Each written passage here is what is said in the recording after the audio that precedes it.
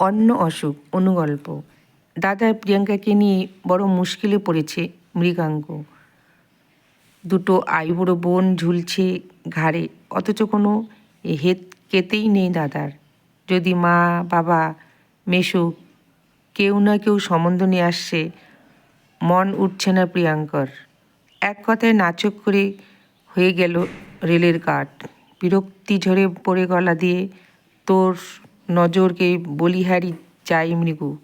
ওই তো রাবণের মতো চেহারা, শিল্পীর সঙ্গে ওকে মানাবে বল তো? কিন্তু শিল্পীর একটা ব্যবস্থা না হলে তো দিতে পারছি না পাপিয়ারও।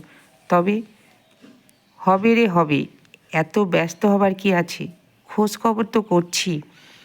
দাদার মুখের উপর কিছু বলতেও পারে না মৃগাঙ্ক। বিয়ে করেনি বলে সংসারের দায় দায়িত্ব এড়িয়ে যায়নি দাদা। আমাদের জোড়াজুড়িতে শেষ পর্যন্ত শিল্পী আর পাপিয়ার গতি করেছে মৃগাঙ্ক। ঠিক পছন্দ না হলেও নিমজারি করানো গেছে দাদাকে।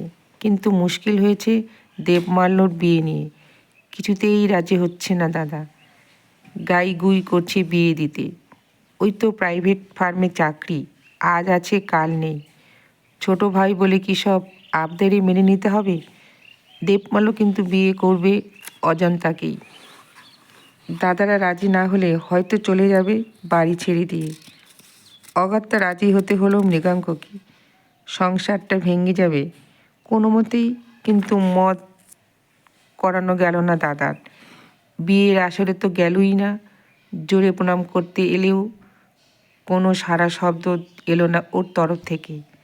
কেমন যেন ঘরের মধ্যে নিজের রুমে ঢুকে গেল, দরজা দিল খিল। প্রিয়ঙ্কার চোখের সামনে তখন ভাসছে অমৃতার সেই দুঃখী দুঃখী মুখ। সেও একদিন ভালোবেসেছিল।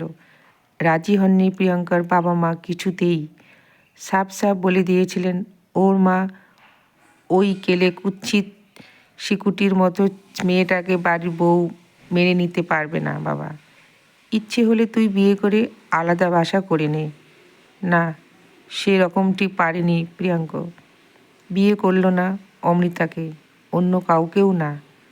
অবিবাহিত রয়ে গেল সারা জীবন। বোনেদের বিয়ের টাকা ওই দিয়েছে খুঁতখুত করতে করতে। ছোট ভাইয়ের বিয়েতেও দৌড়ে যাওয়ার ইচ্ছে হয়েছিল মনে, কিন্তু আর পারল না। অন্য এক গভীর অসুখ কাহিল করে দিচ্ছিল প্রিয়াঙ্কাকে। বিছানা ছেড়ে উঠবার শক্তিটুকু ওর ছিল না। বিয়ের সানাই যেন নাই নাই বলে কাঁদছে। কলমে অনিমেষ চট্টোপাধ্যায়, পাঠে আমি দীপিকা।